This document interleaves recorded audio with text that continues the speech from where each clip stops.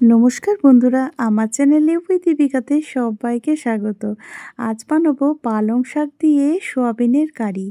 এটা এত সুন্দর টেস্ট হয় কি বলবো। ফ্রায়েড রাইস, পরোটা, রুটি, ভাত সবার সঙ্গেই দুর্দান্ত লাগে। প্রথমে দেখো পালং শাকগুলিকে আমি ডাঁটি শুধু কেটে নিয়েছি, কারণ আমাদের গাছের টাটকা পালং শাক। এরপর সোয়াবিনটিকে আমি প্রথমে জলের মধ্যে ভিজিয়ে রেখেছি, আর এদিকে আমি পালং শাকটিকে জলের মধ্যে গরম জলের মধ্যে ভাপিয়ে নেব 5 মিনিটের মতো। এরপর নুন দিয়ে দিয়েছি। পালং শাকটি 5 মিনিটের মতো ফুটিয়ে নিয়ে তারপর একটা পাত্রে তুলে রেখে দিয়েছি। এদিকে আমি সোয়াবিনটিকেও ভাপিয়ে নেব, তার জন্য আবার সোয়াবিনটাও দিয়ে দিয়েছি। তারপর 4-5 মিনিটের মতো সোয়াবিনটাকেও ভাপিয়ে নিয়েছি, নুন দিয়ে দিয়েছি, তাহলে সোয়াবিনের ভেতর নুন ঢুকে যাবে। এরপর সিদ্ধ করে রাখা পালং শাকটিকে আমি পেস্ট বানিয়ে নেব, তার জন্য মিক্সার গ্রাইন্ডারে দিয়ে দিয়েছি আর 2টো কাঁচা লঙ্কা দিয়ে দিয়েছি। এরপর পেস্ট বানানো হয়ে গেছে। এরপর কড়াইয়ের মধ্যে সাদা তেল দিয়ে সয়াবিনটিকে দিয়ে দিয়েছি। এরপর নাড়াচাড়া করে ভেজে নেব। একটু নুন দিয়ে দিয়েছি। এরপর ভালো মতো করে ভেজে নেব।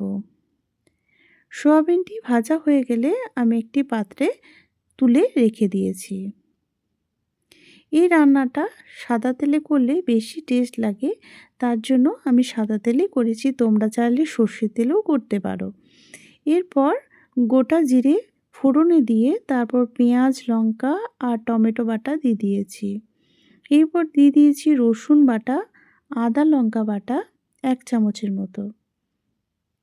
তারপর আবারও ভালো করে কষিয়ে নিয়েছি। এরপর দিয়ে দিয়েছি পরিমাণ মতো নুন আর হলুদ, আর দিয়ে দিয়েছি লঙ্কা গুঁড়ো আর একটু স্বাদের ব্যালেন্সের জন্য চিনি। এরপর মশলাটিকে ভালো মতো করে কষিয়ে নিয়েছি। মশলা কাঁচা গন্ধ যাওয়া অবধি ভালো মতো কষিয়ে নিতে হবে। এরপর দিয়ে দিয়েছি ধনে জিরে গুঁড়ো। আবারও ভালো করে কষিয়ে নিয়ে তেল ছেড়ে গেলে তারপর দিয়ে দিয়েছি পালং শাক বাটা। এরপর পালং শাকটিকেও ওই মশলাটির সঙ্গে ভালো মতো করে কষিয়ে নিতে হবে।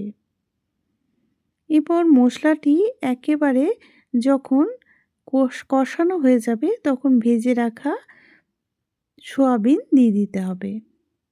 এরপর সোয়াবিনটা দেওয়ার পরও ভালো মতো কষিয়ে নিয়েছি, তাহলে সোয়াবিনের ভেতর মশলাটি ঢুকে যাবে। আমি জল দিইনি।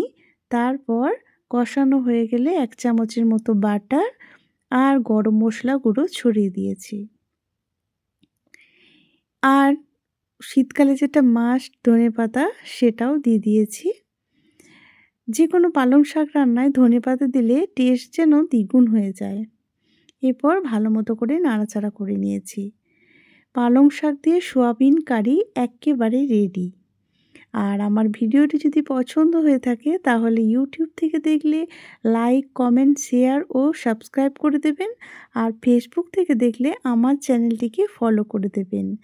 আর কেমন হয়েছে সেটা কমেন্ট বক্সে অবশ্যই জানাবেন।